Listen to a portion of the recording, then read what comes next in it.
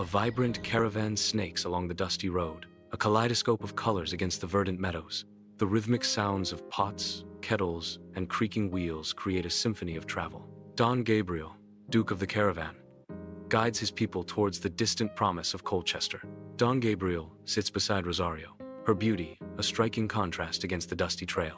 Rosario's raven-black curls peek from beneath her rose-embroidered headscarf, golden coins dancing at her forehead.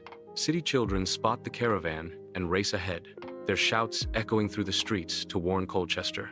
Rosario's knowing look meets Gabriel's, a silent acknowledgement passing between them. A young rider approaches the wagon, gesturing towards a serene brook leading to a small lake. Don Gabriel, what do you think about resting a bit and watering the horses before we enter the city? Gabriel considers the proposal, mindful of the journey's impact on everyone. Don Gabriel halts the caravan with a piercing whistle, the tower of Colchester's church visible in the distance. He pulls sharply on the reins, guiding his horses aside with a thoughtful expression. Three boys sprint through the village streets, faces flushed with panic and determination. The solemn silence of Holy Mass shatters as the heavy doors of St. Peter's burst open, unleashing chaos.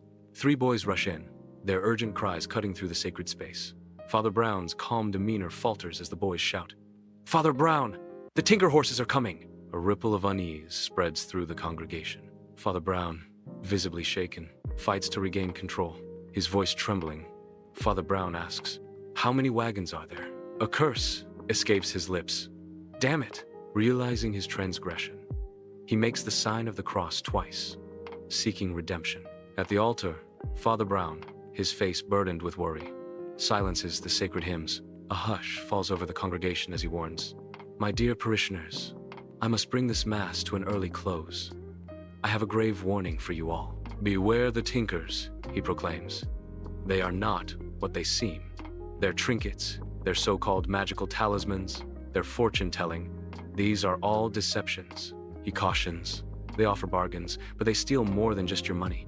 They endanger your very souls. Be especially wary of their women and their strange rituals. They seek to lead you astray." His voice resonates with urgency as he commands, "They practice dark magic. Protect yourselves and your families.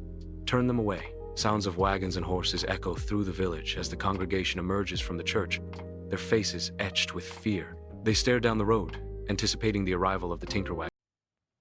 Elegant carriages line up before the grand Wivenhoe house, its windows ablaze with light. Music spills from within, promising an evening of anticipation and elegance. Cedric, with elaborate sideburns, rushes to greet Lady Parker and Lord Parker as their carriage arrives. Cedric bows deeply, his voice echoing in the night. "Good evening, Lady Parker." "Lord Parker, welcome to Wivenhoe House." Lord Parker's stern voice cuts through the welcome. "Are we expected?"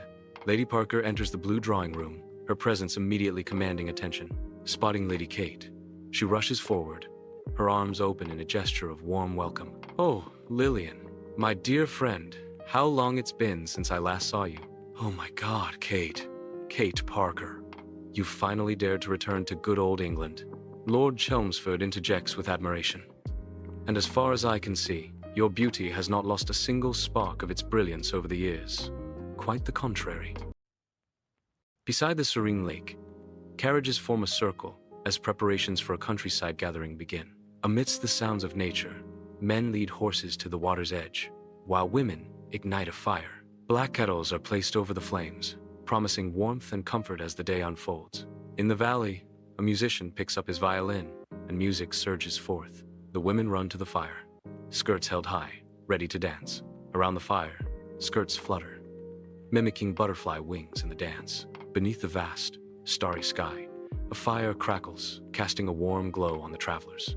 Laughter and song fill the night as they lose themselves in dance, momentarily free from worldly burdens. Serafina steps forward, her clear voice rising above the music as she sings.